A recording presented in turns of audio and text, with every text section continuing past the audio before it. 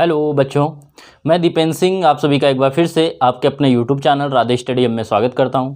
Class 9th के बच्चे पढ़ रहे थे चैप्टर ध्वनि। ध्वनि में आपने कई लेक्चर पढ़ लिया था। आज आपको इस लेक्चर में पढ़ाया जाएगा ध्वनि का परावर्तन ध्वनि का परावर्तन कैसे होता है। जैसे आपको हाई स्कूल में पढ़ने को मिलेगा प्रकाश का परावर्तन, इसी प्रकार पढ़ेंगे आप ध्वनि का परावर्तन। आपने देखा होगा कभी कभी कि क्या होता है कि आप कहीं तीव्र गति से बोलें तो कुछ देर बाद या कुछ सेकंड बाद आपको आवाज़ आपकी ही पुनः सुनाई देती है। इसी को क्या बोलते हैं? ध्वनि का परावर्तन बोलते हैं। क्लियर? और इसी को गूंज बोलते हैं, इको बोलते हैं। तो इको आपको बाद में बताएंगे, पहले बताएंगे ध्वनि का परावर्तन। तो आप समझिए ध्वनि का परावर्तन कि ध्वनि का परावर्तन क्या होता है। तो ध्वनि क्या होती है? जब ध्वनि किसी बड़े सतह, ठीक है, जैसे पर्वत हो गए, पहाड़ हो गए या कोई प्लाई हो जाए, तो ध्वनि जो होती है किसी भी सतह से टकराकर जब वापस लौटती है तो इस घटना को क्या कहते हैं? ध्वनि का परावर्तन कहते हैं। ध्वनि किसी सतह से टकराकर क्या होती है? पुनः वापस आना। ध्वनि का किसी सतह से टकराकर वापस आना क्या कहलाता है? ध्वनि का परावर्तन कहलाता है। तो क्या होगी इसकी परिभाषा? ध्वनि का किसी सतह से टकराकर वापस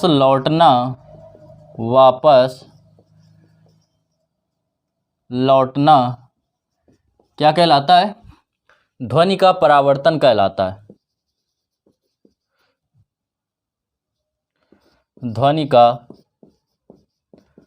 परावर्तन कहलाता है। जैसे प्रकाश के परावर्तन के लिए, अधिक प्रकाश के परावर्तन के लिए चिकना या समतल क्या होना चाहिए? चिकना या पालिशदार सतह होना चाहिए। इसमें किसी चिकने या पालिशदार सतह की आवश्यकता नहीं है। इसके परावर्तित होकर अगर आपको रिपीट करके किसी वस्तु को सुनना है तो सतह का आकार क्या होना चाहिए? थोड़ा अधिक बड़ा होना चाहिए। क्लियर? तो इसे क्या बोलते हैं? ध्वनि का परावर्तन कहते हैं। अब बात करते हैं गूंज, इको की। इको या प्रतिध्वनि। प्रतिध्वनि क्या होती है? इको।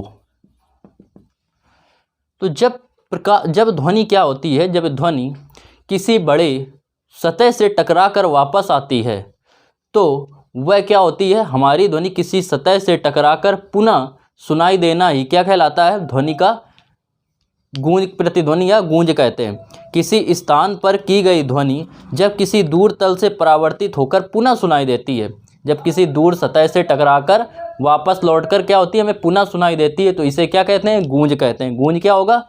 जब ध्वनि दूर स्थित किसी सतह से टकराकर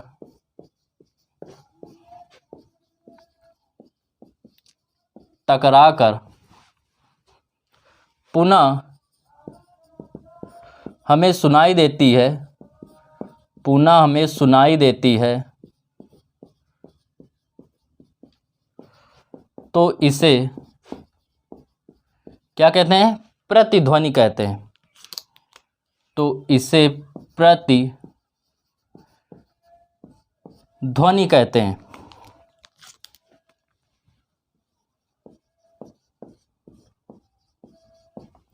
यदि ध्वनि क्या हो रही? किसी सतह से टकराकर 0.1 सेकंड बाद सुनाई दे रही है। इतनी दूर कोई सतह स्थित हो जिससे टकराकर वह 0.1 सेकंड बाद सुनाई दे तो वह हमें स्पष्ट सुनाई देती है, क्योंकि 0.1 सेकंड तक जो हम बोलते हैं उसी की ध्वनि बना रहता है, उसी की संवेदनशीलता बनी रहती है, इसलिए हमें प्रतिध्वनि स्पष्ट नहीं सुनाई देती है। लेकिन यदि वही ध्वनि क्या हो गई? किसी वस्तु से, किसी सतह से टकराकर हमारे बोलने की 0.1 सेकंड पश्चात सुनाई दे रही है तो हमें क्या होगी? वो प्रतिध्वनि स्पष्ट सुनाई देगी। क्लियर? तो क्या होगा कि ध्वनि हमें यदि किसी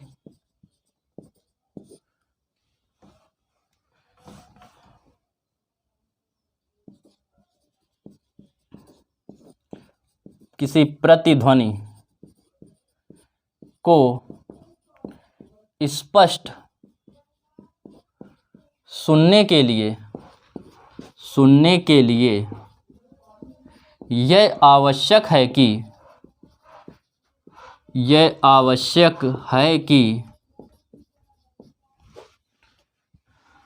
ध्वनि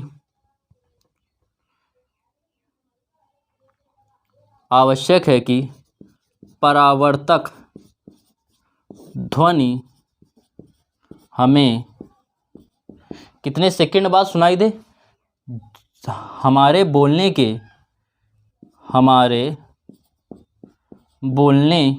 हमारे बोलने या जो वास्तविक ध्वनि है, ऐसे लिख लो, ध्वनि वास्तविक ध्वनि के 0.1 सेकंड 0.1 सेकंड या 1/10 सेकंड, या क्या लिखेंगे, या 1/10 सेकंड पश्चात सुनाई दे। इन दोनों का मतलब एक ही है। 10 से जब इसमें भाग देंगे 1 में 0.1 आएगा। इतने सेकंड पश्चात हमारे कानों पे पड़ती है। वास्तविक ध्वनि के इतने सेकंड बाद हमारे कानों पर पड़ती है,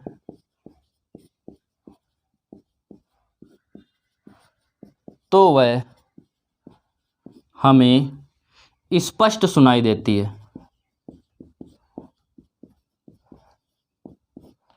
स्पष्ट सुनाई देती है। क्लियर। अब देखो, किसी वस्तु के जो हमें सुनने के लिए, मतलब प्रतिध्वनि को सुनने के लिए कम से कम जो न्यूनतम दूरी होनी चाहिए वह कितनी होनी चाहिए, इस बात को आप समझेंगे। देखो ध्यान दीजिए, जैसे यहाँ से ध्वनि उत्पन्न की गई और ये बहुत बड़ा पर्वत स्थित था, तो यहाँ से जब ध्वनि गई तो इससे पहले जाएगी, जैसे यहाँ से d दूरी पर था और वापस आएगा तो इसको कितना समय लगेगा, d दूरी और तय करना पड़ेगा। क्लियर।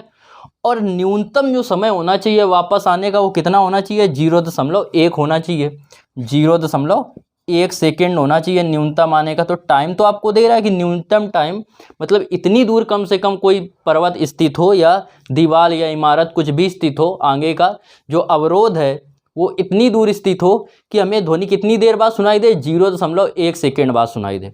जैसे आपने देखा होगा, रूम में अगर आप बोलते हैं तो हमें ध्वनि नहीं सुनाई देती है। अगर रूम है छोटा, जैसे कि होता है शहरों में, गाँव में, हाल की बात नहीं करें, बहुत बड़ा हाल है तो उसमें गूंज होने लगता है, उसके बारे में अभी आगे बताएंगे आपको। तो होता क्या है कि जब हम बोलते हैं तो अगर वो ध्वनि हमें क्यों नहीं सुनाई देती है, जैसे रूम में बोलते हैं उसमें तो चारों तरफ से टकरा के आ रही है, लेकिन वह हमें इसलिए नहीं सुनाई देती है क्योंकि वह उसके जो न्यूनतम दूरी क्या है, न्यूनतम दूरी से कम है, या जो टकरा के जो आवाज़ें आ रही हैं वो हमारे बोलने के, हमारे द्वारा जो ध्वनि उत्पन्न की गई उसके 0.1 सेकेंड के पहले ही हमारे कानों पे पड़ जाती हैं, जिस कारण वो स्पष्ट नहीं सुनाई देती। अर्थात उनको स्पष्ट सुनने के लिए क्या चाहिए, कम से कम 0.1 सेकेंड का समय चाहिए, कम से कम। ज़्यादा से ज़्यादा हो जाए तो कोई दिक्कत नहीं। तो हमें वो कम से कम दूरी पता करनी है कि कितनी दूर हो अवरोध, जो बॉर्डर हो या कोई पर्वत हो, कितनी दूरी पर कम से कम होना चाहिए कि जहाँ पे हम बोलें और उससे टकरा कर कम से कम उसको 0.1 सेकेंड का तो समय लगे ही, इससे कम समय ना लगे। तो ये आपको बताना है। तो देखो क्या किया कि हमने माना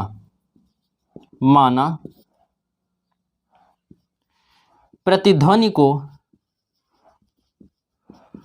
को सुनने के लिए अवरोध में मतलब वही जो ध्वनि के मार्ग में अवरोध आ रहा है, जिससे टकरा कर क्या हो रहा है, ध्वनि वापस आ रही है, तो के लिए अवरोध की न्यूनतम दूरी जो है वो स्मॉल d है। ठीक है। और न्यूनतम समय हमें पता है, तथा न्यूनतम समय हमें पता है कितना होता है, न्यूनतम समय 0.1 सेकेंड है, 1 सेकेंड है। ठीक है। तब हमें बताना है कि, और ध्वनि की हमें पता है कि 22 डिग्री सेंटीग्रेड पर जो चाल होती है, ध्वनि की 22 डिग्री सेंटीग्रेड पर चाल, कितनी चाल होती है 22 डिग्री सेंटीग्रेड पर? 346 या 44 3.44 344 मीटर प्रति सेकंड होती है, इतनी होती है। अब देखो डी दूरी गई, जैसे ये था, ये पहले ध्वनि क्या जाएगी, डी दूरी ये जाएगी, फिर वापस भी कितनी आएगी, डी दूरी वापस आएगी। तब इतना समय लगना चाहिए 0.1 सेकंड का।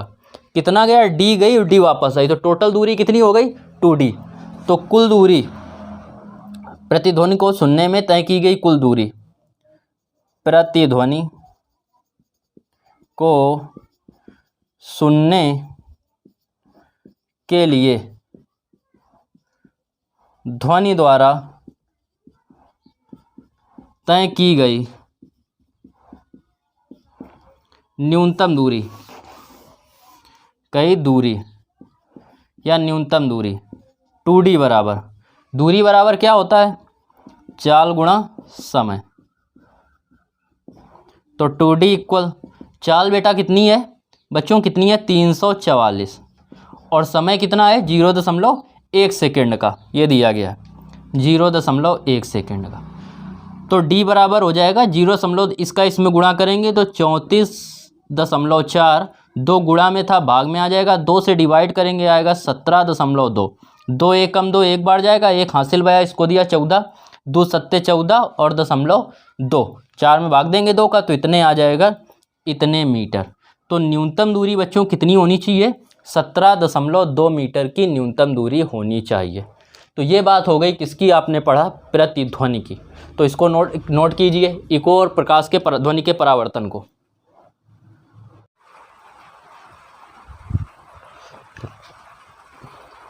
देखिए अगली हेडिंग जो आपको स्क्रीन में दिख रही है, अनुरणन। अनुरणन क्या होता है, इस बात को समझिए।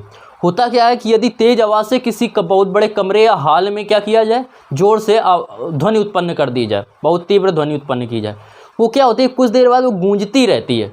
आपने देखा होगा कि बहुत बड़ा हॉल हो, ठीक है, उसमें क्या हो, प्लास्टर हो बाकायदे, तो उसमें क्या होता है कि बड़े हॉल में कि यदि क्या किया जाए, ध्वनि उत्पन्न की जाए, काफ़ी तीव्र ध्वनि उत्पन्न की जाए, तो कुछ देर तक वह गूंजती रहती है। और कब तक गूंजती रहती है, जब तक कि वह ध्वनि की तीव्रता इतनी कम ना हो जाए कि हमारे कानों द्वारा सुनाई होना बंद ना हो जाए। इसे क्या कहते हैं, अनुरणन कहते हैं। बात समझ में आई। लिखा है यदि इसके हिसाब से, थ्योरी के हिसाब से, किसी बड़े कमरे या हॉल में उत्पन्न होने वाली ध्वनि दीवारों से लगातार परावर्तित होकर उस समय तक बनी रहती है जब तक कि यह इतनी कम ना हो जाए कि क्या हो, यह सुनाई ही न देने लगे। यह लगातार परिवर्तन जिसके कारण हमें ध्वनि क्या होती है, ध्वनि का स्थायित्व होता है, मतलब काफ़ी देर तक बनी रहती है, इसे ही क्या कहते हैं, अनुरणन कहते हैं। क्लियर। तो ये आप लोगों ने समझा किसके बारे में, अनुरणन के बारे में। बात समझ में आ रही ना। अनुरणन क्या है कि आप कमरे में या किसी बंद हॉल में क्या करें कि उस बहुत तीव्र ध्वनि उत्पन्न कर दें या तीव्र से आप शोर मचाएं। तो क्या होता है, कुछ देर तक वो शोर या जो ध्वनि होती है, लाउड जो ध्वनि बोलते हैं स्पीड में, कुछ देर तक परावर्तित होकर चारों तरफ दीवारों से क्या होती है, कुछ देर तक उसका स्थायित्व बना रहता है, मतलब वो अंदर ही गूंजती रहती है। और ये जो इसका स्थायित्व दीवारों से बराबर टकरा के कुछ देर तक बना रहना, इसी को क्या बोलते हैं, अनुरणन बोलते हैं। क्लियर। अब बात करते हैं क्या, ध्वनि के बहुल परावर्तन के उपयोग, मतलब बहुत बार जो ध्वनि परावर्तित होती है उसके उपयोग समझिए क्या होते हैं। कि जैसे मेगाफोन और लाउड स्पीकर होता है, हॉर्न होते हैं, आपने देखा होगा जो हॉर्न होते हैं, लाउड स्पीकर होते हैं, जो मेगाफोन होते हैं, ठीक है, आपको साइड में उसकी फ़ोटो भी दिख रही होगी। तो ये क्या होते हैं, ये बाहर से शंक्वाकार होते हैं, फैले होते हैं, ठीक है, ऐसे होते हैं ना। इनको अगर आप देखें तो ये कुछ इस शेप में बने होते हैं, ऐसे होगा, और फिर बाद में ये कुछ ऐसे फैले होते हैं, इस प्रकार से ये फैले होते हैं बाहर की ओर। जी इस प्रकार इसलिए बनाए जाते हैं कि क्या हो, जैसे यहाँ से ध्वनि निकली तो ये चारों तरफ को ध्वनि क्या हो, फैल जाए और सभी को आसानी से सुनाई दे। अब बात करते हैं ये मेगाफोन क्या है। तो मेगाफोन आपने देखा होगा मूवी में कि जब क्या होते हैं, या जो पुलिसकर्मी होते हैं उनको आपने देखा होगा कि जब माइक से पुकारते हैं कि आप लोगों को आतंकवादियों को, या वैसे कि आप लोगों को चारों तरफ से घेर लिया गया है, पुलिस ने घेर लिया है, आप कुछ नहीं कर सकते, ऐसे माइक में ऊपर करके, ठीक है। तो उसको इसी सेम में बनाया जाता है कि वो क्या हो, उससे ध्वनि काफ़ी दूर तक जा सके। आपने हॉर्न देखे होंगे, या जो बारातों में वो पोंपो बजाते हैं उनको आपने देखा होगा कि वो क्या होते हैं, बाहर से फैले हुए होते हैं, जिससे उसकी ध्वनि क्या हो, काफ़ी दूर तक सभी दिशाओं में, चारों दिशाओं में, एक ही दिशा में ना जाकर सभी दिशाओं में आसानी से जा सके। ये क्या हो गया, ध्वनि की ये पहला उपयोग हो गया। जैसे स्टेथोस्कोप जो होता है, स्टेथोस्कोप जो होता है एक चिकित्सक यंत्र है जो शरीर के अंदर मुख्यतः हृदय तथा फेफड़ों में उत्पन्न होने वाली ध्वनियों को सुनने के लिए प्रयोग किया जाता है, ठीक है, स्टेथोस्कोप। तो इसका क्या किया जाता है, एक चिकित्सक यंत्र है जो शरीर के अंदर मुख्यतः हृदय तथा फेफड़ों में उत्पन्न होने वाली, जो हृदय और फेफड़ों में उत्पन्न होने वाली क्या होती है, ध्वनियों को सुनते हैं। देखा होगा डॉक्टर यहाँ लगा लेता है और ऐसे ऐसे रख के चेक करते हैं, पीठी में लगाते हैं। तो ये क्या करते हैं, हृदय की धड़कन, हृदय और फेफड़ों की धड़कन को सुनते हैं, इसके द्वारा उत्पन्न होने वाली ध्वनियों को सुनते हैं कि किस प्रकार गति करना है। तो इसे क्या बोलते हैं, स्टेथोस्कोप हिंदी में।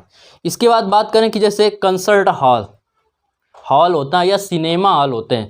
अगर आप कहीं मूवी देखने गए होंगे तो उनकी जो छत देखी होगी वो कुछ ऐसी होती हैं, कुछ इस शेप में, ठीक है, ऊपर से शंकु के आकार की।